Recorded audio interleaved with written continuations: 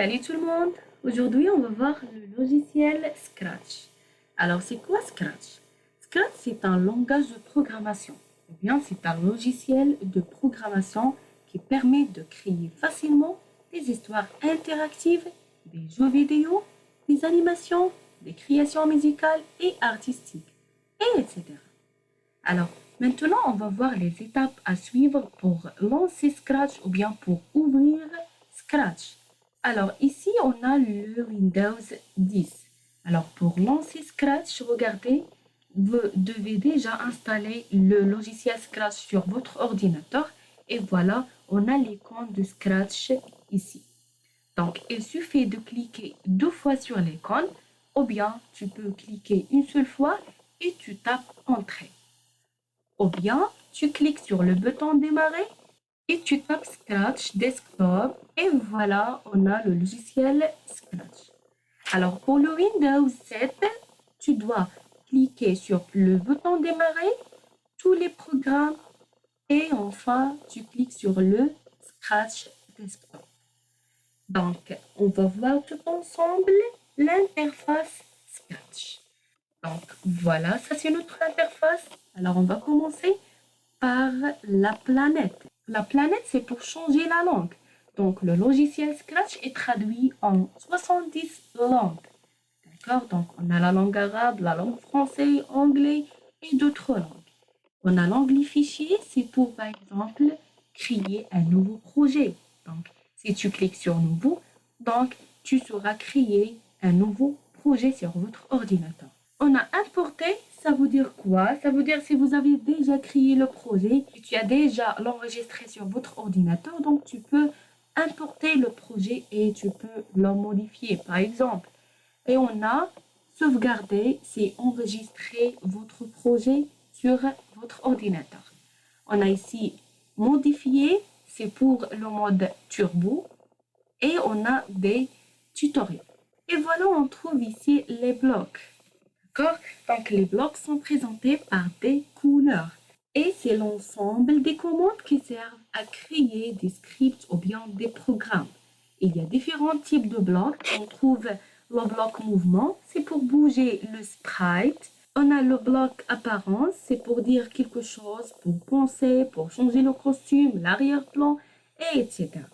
On a le bloc son, le bloc événement, le bloc contrôle, capteur, opérateur, variable, et tu peux ajouter par exemple le bloc stylo. Regardez, alors tu peux trouver le stylo ici, c'est pour dessiner quelque chose, ou bien pour dessiner les formes géométriques par exemple. On a des scripts pour dessiner les formes géométriques. On a musique, détection vidéo, synthèse vocale et Lego, c'est pour le robotique. D'accord? Donc, on trouve ici les costumes. Alors, c'est quoi un costume? Alors, le costume, c'est un dessin pour présenter le sprite. Voilà, c'est un sprite. Alors, ce sont des dessins pour le présenter. Et on trouve ici 2 costumes. Donc, chaque sprite a son costume. Donc, tu peux trouver un costume 2, 3, 5, 10. Donc, regardez, le costume numéro 1, c'est comme ça, et le costume numéro 2, c'est comme ça. Alors, il y a une différence, ce qui concerne les mouvements. Voilà. Et tu peux changer la couleur du sprite. Alors, il suffit de cliquer comme ça, et tu cliques sur la couleur désirée. D'accord? Donc, on a ici les sons. Donc, chaque sprite a son voix. Et voilà, on a la zone de script. C'est quoi le script? Le script, c'est un ensemble des commandes. Regardez, c'est un ensemble des commandes. Et on a ici la scène. Alors, c'est quoi la scène? La scène, c'est la zone où va se dérouler l'exécution des programmes. D'accord? Et on a le sprite ou bien le lutin. Donc, les sprites ou bien le lutin, ce sont des personnages ou bien des objets qu'on peut animer grâce au logiciel Scratch. Alors, tu peux déplacer le sprite sur la scène. Donc, tu cliques sur le sprite et tu glisses pour le déplacer. D'accord? Donc, on trouve ici le nom de sprite. Tu peux l'en changer. On trouve l'axe horizontal X et l'axe vertical Y. On trouve ici affiché et caché ou bien masqué. Et on a ici la taille. Donc, tu peux changer la taille par exemple 200. Et on a la direction. Regardez. Alors, chaque fois que tu cliques sur la direction, alors les valeurs ici changent. D'accord? Donc, on a les valeurs positives et les valeurs négatives. Et on a ici le drapeau vert pour commencer le projet et stop pour arrêter le projet.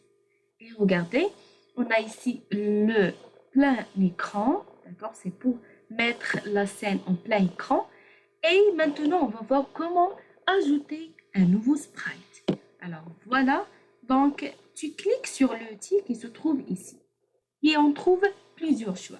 Regardez, les sprites sont classés par des thèmes. On a le thème animaux, thème people, thème fantasy, danser, musique et d'autres thèmes. Alors, tu peux choisir par exemple n'importe quel sprite. Voilà. Donc, regardez, on a ici deux sprites, le premier et le deuxième. Et le sprite sélectionné ici, c'est le voilà.